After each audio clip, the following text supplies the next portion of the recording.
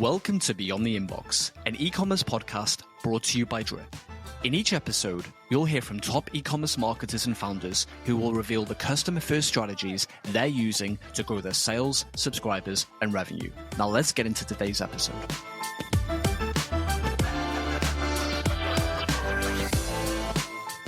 In this episode of Beyond the Inbox, I'm speaking with Sadie Leishman, an email marketing specialist at Maloof Home, which is a consumer goods company offering pillows, sheets, mattress protectors, and bed frames. In this episode, Sadie and I discuss how Maloof uses email to recover browser abandoners, how it differentiates itself from other D2C brands, and how it overcomes common buyer objections. Enjoy.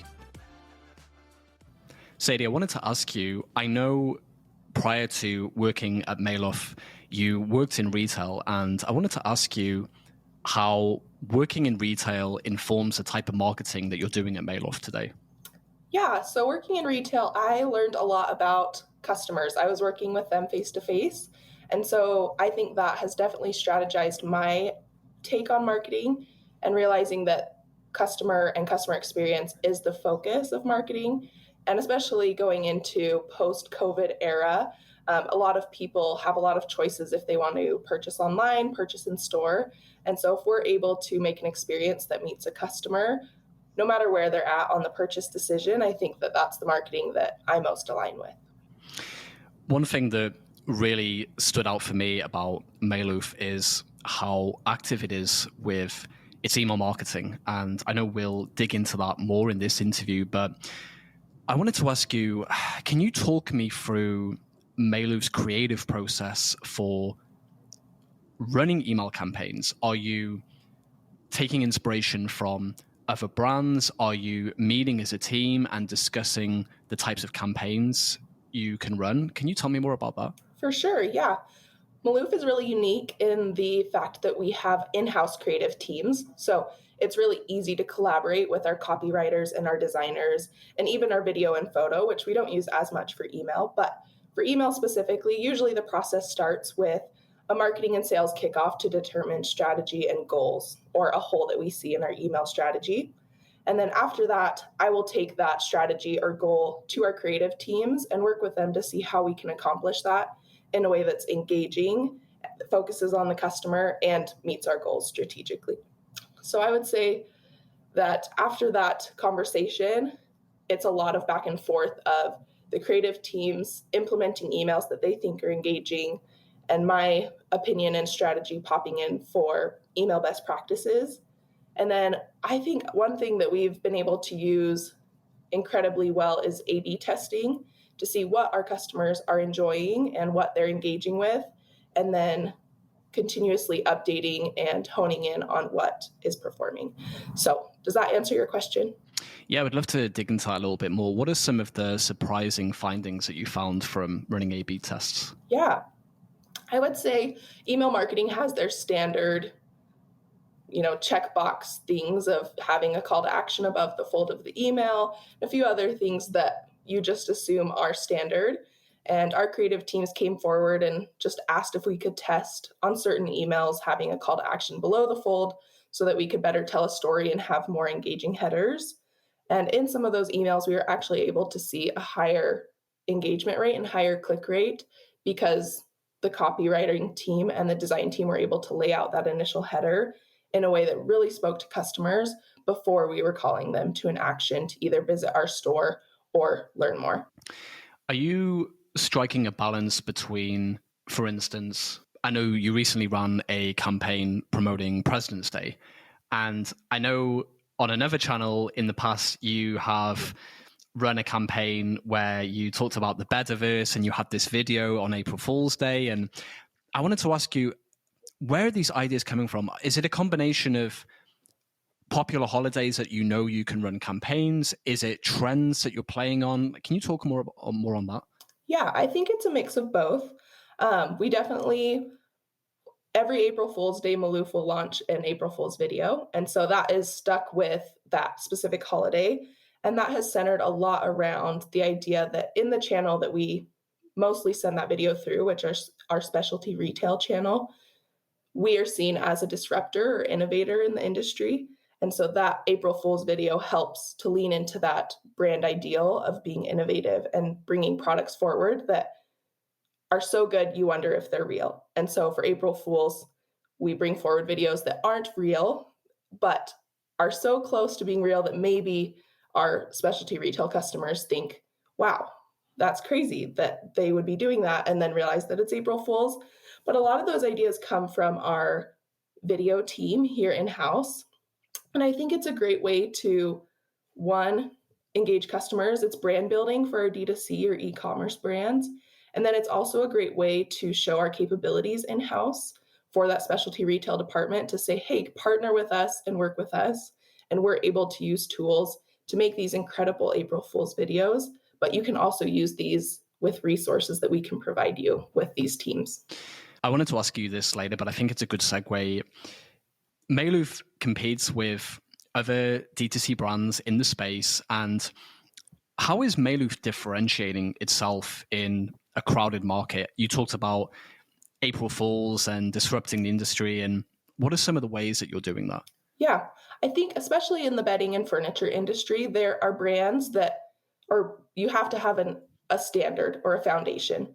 You know, everyone has to have free shipping. Everyone has to have these certain criterias to be able to stay competitive. And then the way that we, I think, differentiate is in trust and the consistent experience. So with customers being able to easily shop multiple brands, we want to make an experience where they want to partner solely with Mayloof. And we've seen that a lot in our industry where a lot of brands are focused on just mattresses or adjustable bases. And then some brands are focused on just accessories. But we're trying to partner as somewhere where you can get all of your sleep products, where you can get tips on sleep, where you can be engaged and feel a sense of community around a product and around an industry that's seen as very commodity based. On the subject of community, I see you're posting a lot on social and Instagram in particular. And what does community mean to Mayloof? Yeah, I think community for us is focused on the idea that everyone needs to sleep and everyone has troubles sleeping at some point in their life, whether that's health related, whether that's relationships or becoming a parent. Like there are multiple areas of your life where sleep comes to the back burner and you prioritize other things.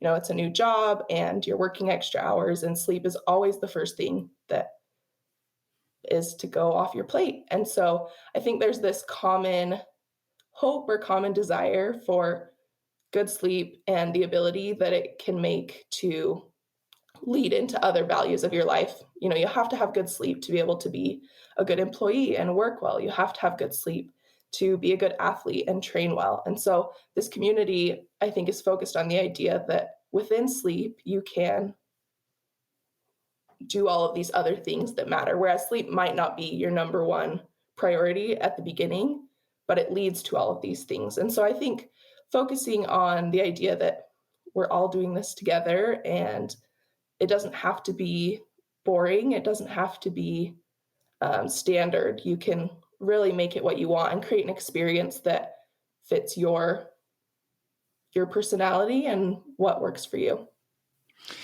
When sleep isn't a priority for a lot of people, how are you bringing that back to the forefront of their minds? Are you having a lot of people that are familiar with the brand and maybe they're on your email list for a while and then they finally reach that threshold where they say, okay, now I'm ready to get a handle on this?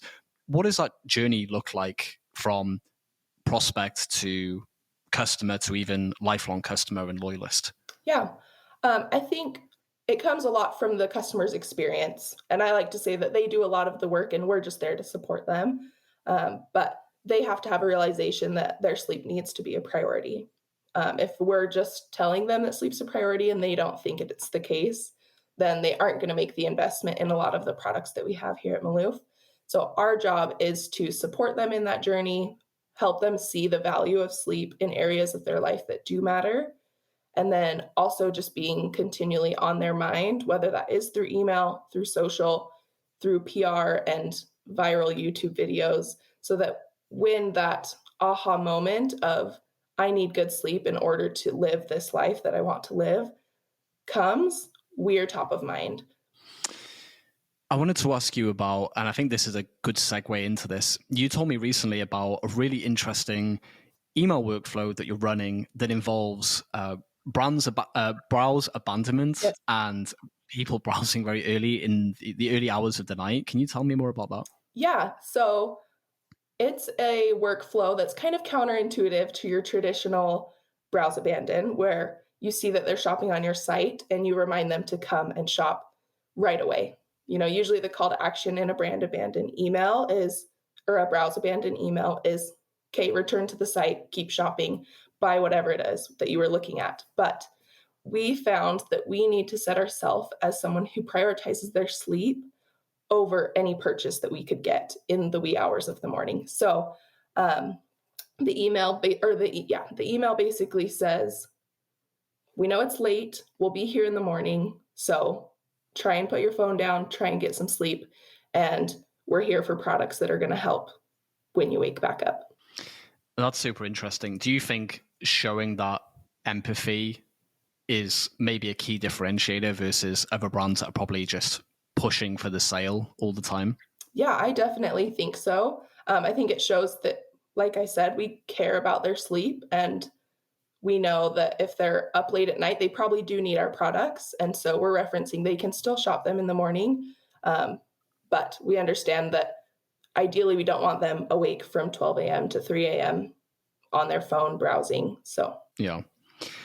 On the subject of workflows, can you talk more on how you're building these workflows? Are you recognizing failure points in the funnel and then building automations to solve those problems? Or is that something that you're testing over time and improving as and when it's necessary?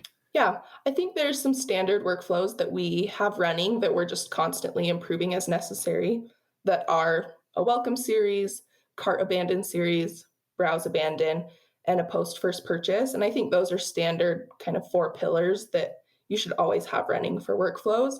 But other than those 4 that are constantly running and being updated and being testing, we do have workflows that are focused on birthdays or repurchase recommendations. And those are ones that we've seen holes in our email strategy that we've been able to fill. And a big area that we've seen support from Drip in that is recommendations from Drip and saying, hey, we think that you should implement this workflow. And we have seen great success with that and been super happy. That's really great to hear. It's interesting. We've talked a few times about the second and third purchase, and I want to ask, what does the typical buyer's journey look like in terms of these first-time purchases? Are they buying a sleep system first, and then maybe you're upselling them or downselling them related items, or is it easier to go for a small ask and then upselling them over time? Because these are $3,000-$4,000 mattresses, and I understand that you need a lot of trust before you make that kind of purchase. So can you talk more on that? Yeah, our current strategy or current situation is that most people are buying accessories like our pillows or our sheets first. And then we're building that trust with them over that purchase experience. And then when it comes time that their mattress is needing refreshed or they want to make the investment in a sleep system, we are there with a trusted experience that they're able to rely on to make that big purchase, like you said. And I noticed on the site you can talk to a sleep expert, if I got that correct. Yeah. And how does that factor in with the buying process? Yeah. So one thing, since we do operate in both like an in-store specialty retail channel and a D2C channel, is we saw a hole in e-commerce selling of mattresses that you don't have someone there to guide you through the process and walk you through. Whereas you go in an in-store experience and you see a retail sales associate that's going to help you determine the best mattress. And so we have as much information on the site as you can, but that sleep specialist is there in the interim of an RSA or a retail sales associate to be able to walk them through the process, answer any questions that maybe aren't on the site or aren't clear to the customer. And we've seen great success in that, in knowing that it is a big purchase that they're needing to make. And if we can support them when they're on the fence, they're more likely and more confident to make a purchase.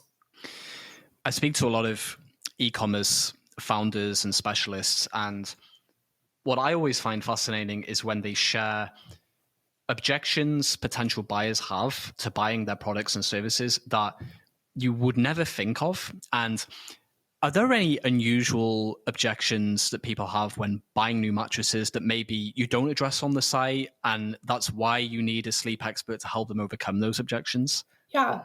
I think with mattresses, there is definitely just a personal preference. And without feeling them, it's hard to know, do I like a really firm mattress or do I like a softer mattress?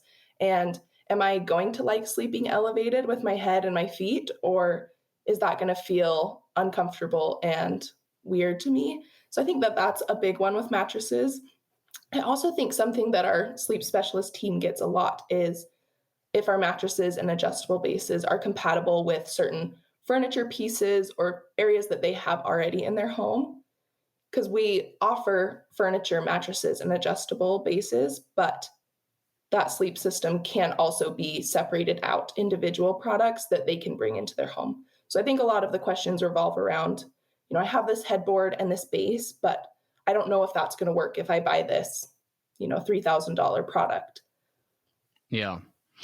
It's such a fascinating industry because historically, when you were buying a new mattress, you would go to the store and you would actually lie down on the bed and you would test it. And I was just reflecting on what you said, because it is true. It's hard to know what type of mattress you like. And it's a pretty big commitment. You're going to have this for several years. And I'm sitting here wondering, does the refund policy help with mitigating those fears? Because I know you have this incredible refund policy. And do you think it's all of these elements working together to really put the buyer at peace when they're making this kind of decision?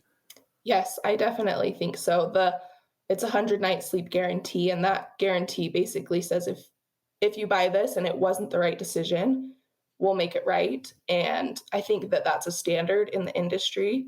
But if it's communicated well and placed in a way that's kind of at that crutch of wanting to make a purchase, it's able to put people at ease when they're making it. And then more likely than not, they're excited and happy and the product works. But it definitely is a great safety net for those that are very worried or concerned and they've had that in-person experience before. And for Maloof, one of our target audiences is Gen X. And so a lot of that audience is used to going in store and having that in-store experience. And so we found that having more options or more safeguards really helps them make a purchase. I know a lot of people will be listening to this and might be considering, well, I'm in what's typically considered a dull industry. And I wanted to ask you, if you're in e-commerce and you're selling products that maybe are difficult to promote in emails, maybe they're not the jazziest of products that you can show off in emails, what would you say to people that are in industries where maybe they feel it's difficult to promote what might be considered, dull products? Yeah. My first response to that is it doesn't need to be dull and it doesn't need to be boring. Sleep products, of any industry, you could consider those to be very commodity based, but I think you need to focus on what it leads to. So for sleep, great sleep leads to being a great parent, a great employee, a great athlete. It allows you to be able to do all of the things that are exciting to you. So I think that's the biggest focus. If it's a toothpaste company, you focus on what a great smile can do and a clean, healthy mouth can do for you. But you need to focus on the values that your customer has and see your product as a requirement to be able to meet those values.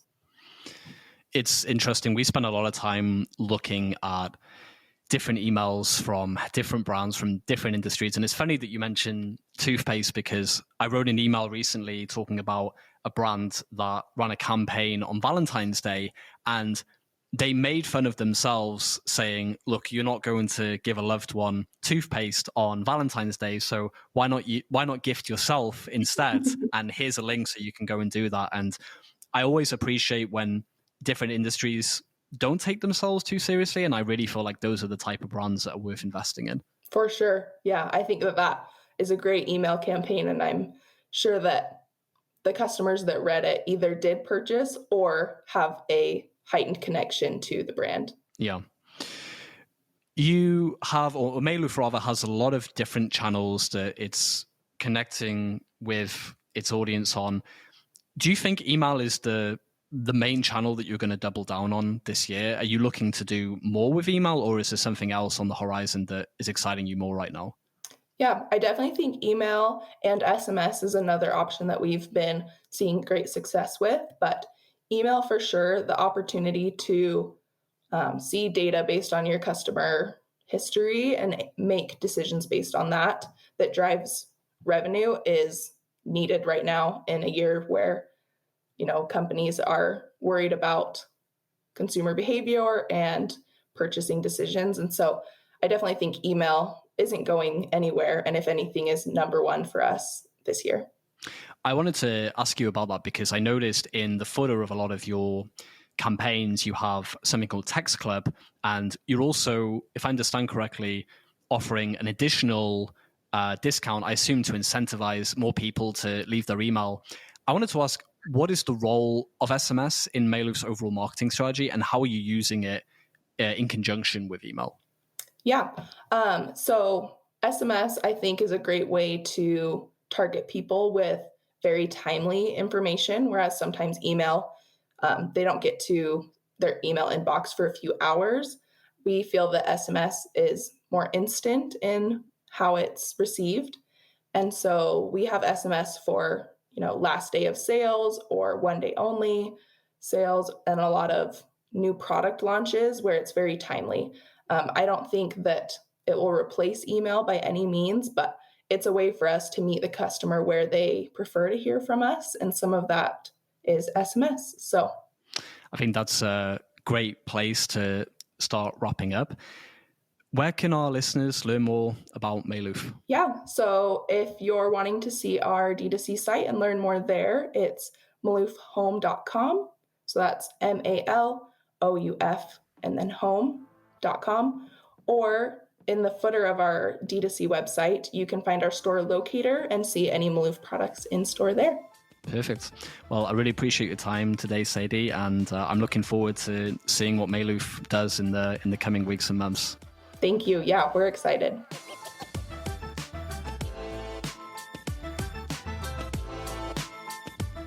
You've been listening to Beyond the Inbox, an e-commerce podcast brought to you by Drip. If you enjoyed the episode, it would mean the world to me if you would subscribe, rate, and review the show on iTunes. Thanks for listening.